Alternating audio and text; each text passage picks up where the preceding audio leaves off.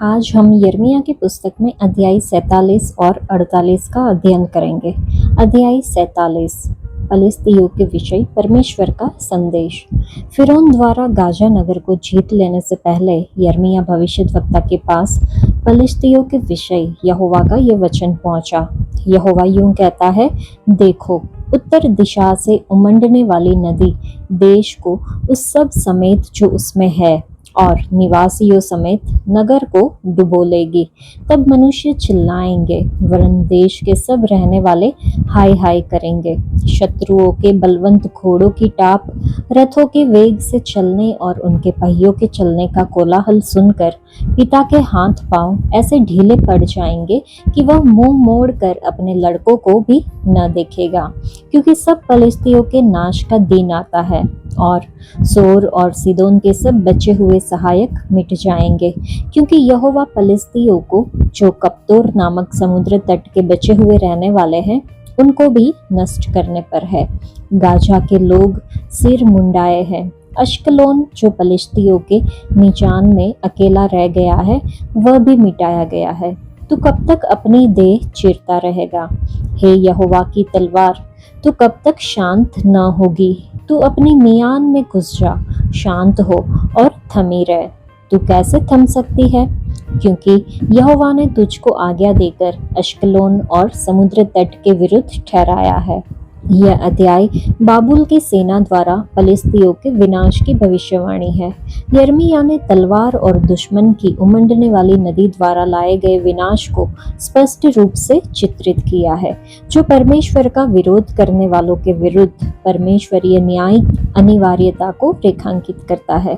परमेश्वर एक न्यायप्रिय न्यायी है, जो देशों को जवाबदेह ठहराता है। हमें अपने जीवन की जांच करने और यह सुनिश्चित करने के लिए बुलाया जाता है कि हम उसके उद्देश्य के अनुरूप हो, अन्यथा हमें समान परिणामों का सामना करना पड़ेगा। अध्याय 48 मोआब का विनाश।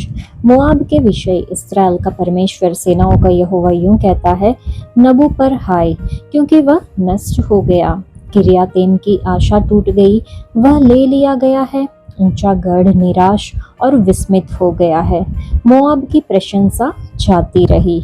हेशबोन में उसकी हानि की कल्पना की गई है। आओ, हम उसका ऐसा नाश करें कि वह राज्य न रह जाए। हे मदमेन, तू भी सुनसान हो जाएगा, तलवार तेरे पीछे पड़ेगी। होरोनेम से चिल्लाहट का शब्द सुनो, नाश और बड़े दुख का शब्द सुनाई देता है। मोआब का सत्यानाश हो रहा है। उसके नन्हे बच्चों की चिल्लाहट सुन पड़ी, क्योंकि लुहित की चढ़ाई में लोग लगातार रोते हुए चढ़ेंगे और होरेनेम की उतार में नाश की चिल्लाहट का संकट हुआ है।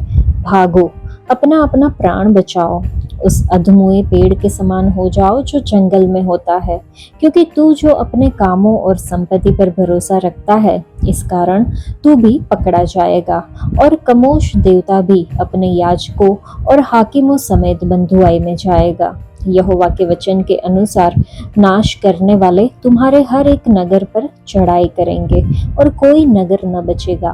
घाटी वाले और पहाड़ पर की चौरस भूमि वाले दोनों नष्ट किए जाएंगे।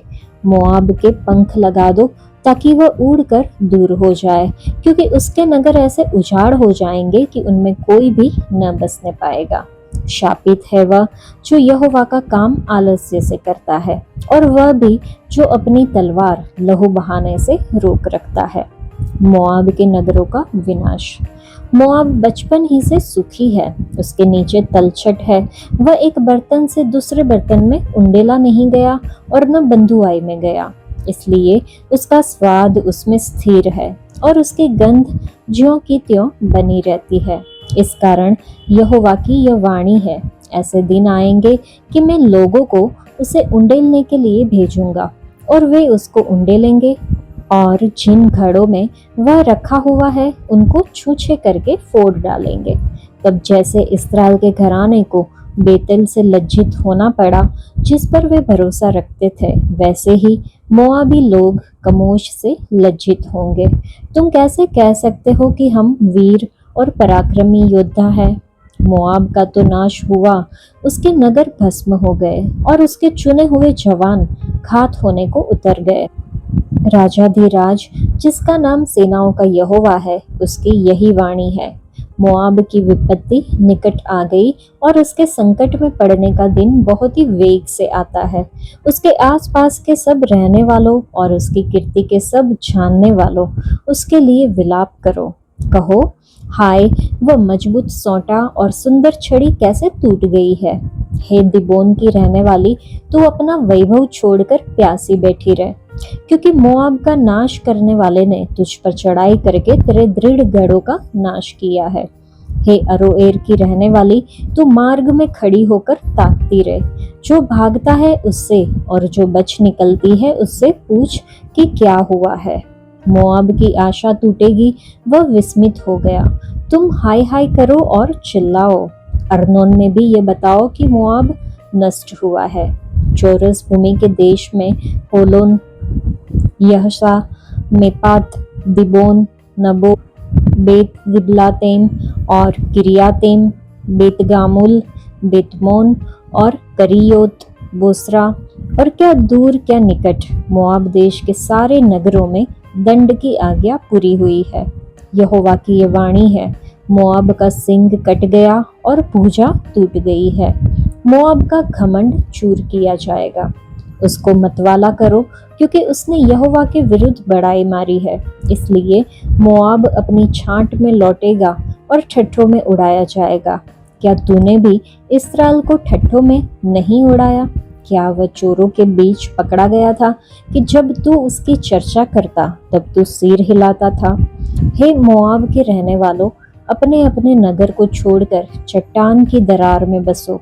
उस पंडुकी के समान हो जो गुफा के मुंह की एक और घोंसला बनाती है।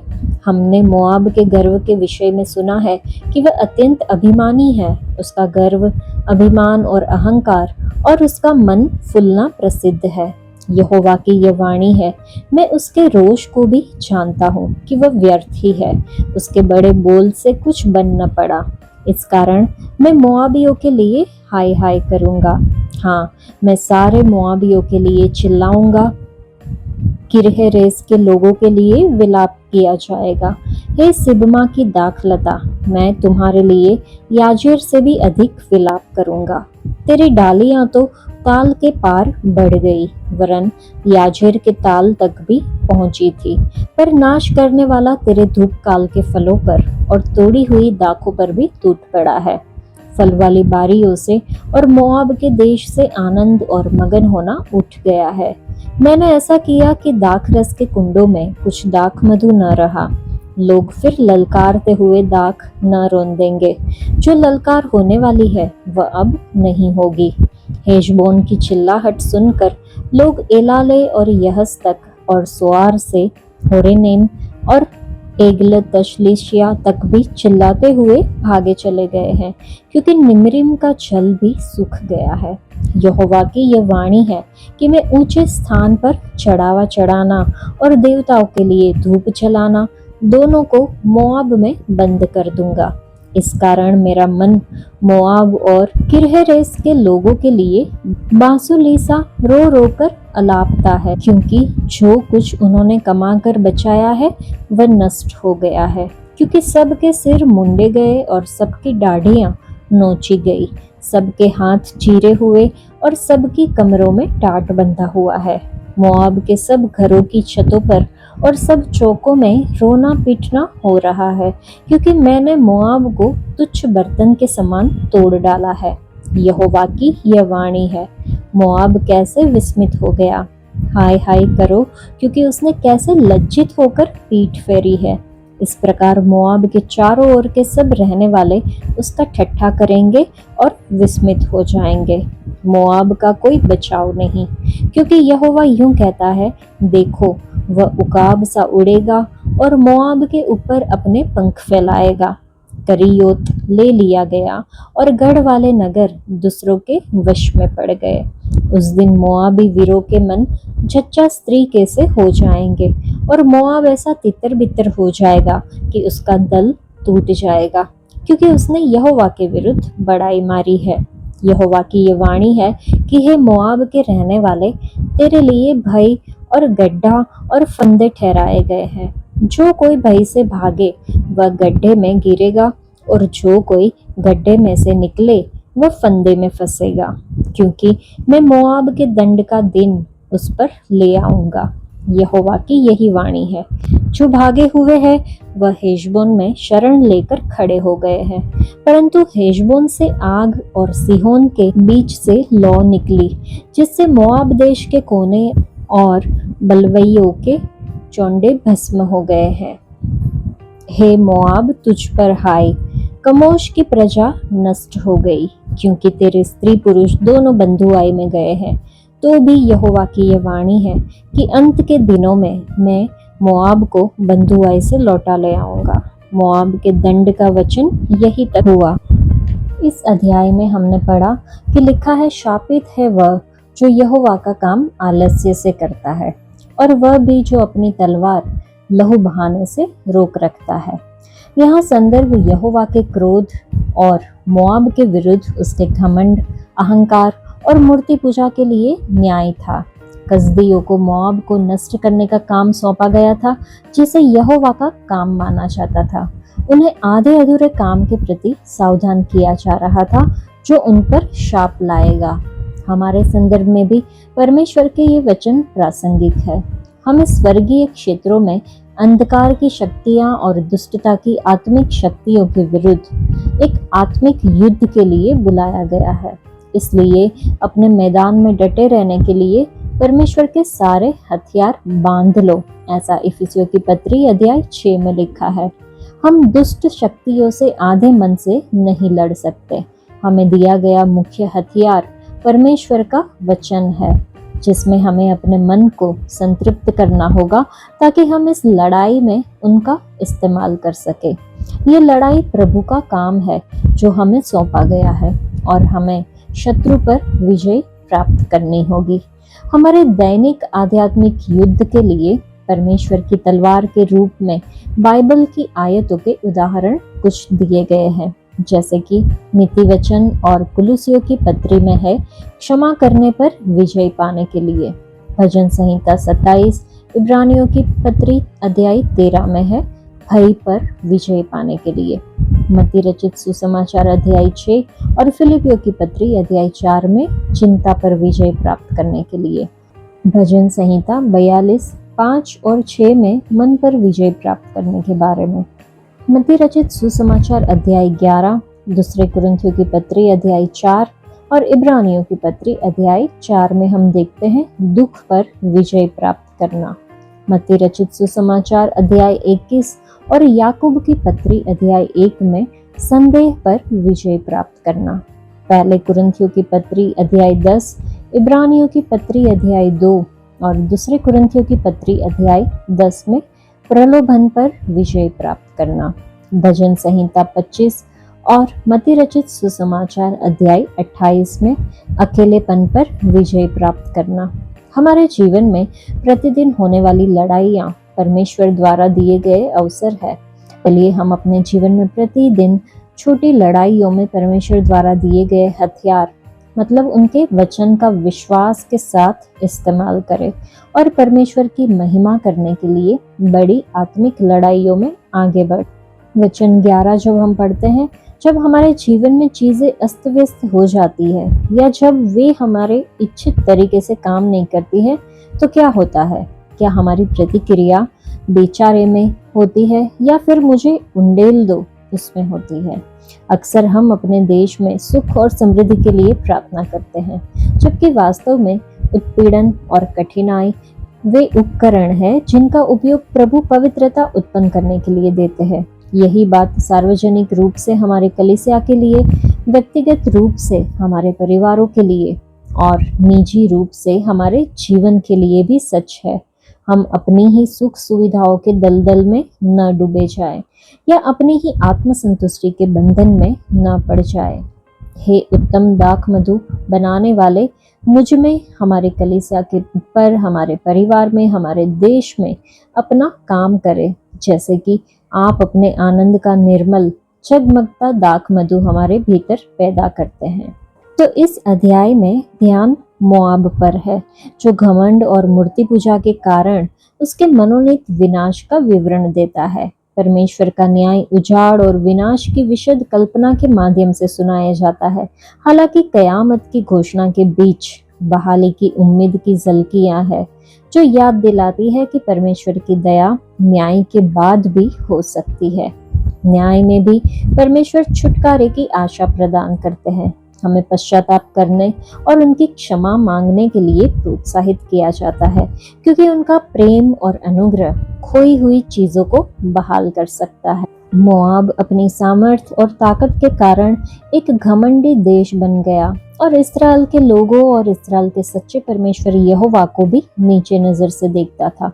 अश्शूरियों ने इस्राएल के उत्तरी भाग पर विजय प्राप्त करने में सफलता प्राप्त की और इसलिए उन्हें लगा कि वे इस्राएल राष्ट्र से अधिक सक्षम और शक्तिशाली है। जब इस्राएल देश ने परमेश्वर की आज्ञा का उल्लंघन के कारण परमेश्वर के क्रोध को झेला, तो उन्होंने इस्राएल देश को नीची नजर से देखा। लेकिन परमेश्वर ने मोआब देश को स्वीकार नहीं किया, जिसने उसे और उसके चुने हुए लोगों इस्राएलियों को नीची नजर से देखा। परमेश्वर ने मोआब के लोगों को उनके झूठे देवताओं पर घमंड करते देखा और यह भी देखा कि वे एक अपवित्र जीवन जीते थे, क्योंकि वे मूर्ति पूजा करते थे और परमेश्वर की दृष्टि में बुराई करते थे। इसलिए परमेश्वर ने उनके अहंकार के पाप के लिए उन पर न्याय सुनाया और कहा कि उन्हें अपने जीवन के लिए भागना होगा और पहाड़ों और उनकी चट्टानों में शरण लेनी होगी। यहोवा हमारे अंदर से अहंकार के हर बीज को उखाड़ फेंके और हमें हमेशा उनके प्यार और दया पर भरोसा करते हुए एक पवित्र और विनम्र जीवन जीने में मदद करे, ऐसी प्रार्थना करनी होगी। यहोवा हमें अपनी बुद्धि और समझ दे, ताकि हम जान सके कि सभी चीजें उन्होंने हमें दी है। यहोवा हमें सिखाए कि हम अपने मन को स्वर्ग की चीजों पर केंद्रित करें, न कि पृथ्वी की चीजों पर। प्रभु हमें अपनी कृपा दे कि हम इस दुनिया की चीजों से न जुड़े, बल्कि हम हमारे प्रभु और प्रदाता से जुड़े रहें। आज के लिए इतना ही। परमेश्वर आप सबको आशीष दे। धन्यवाद।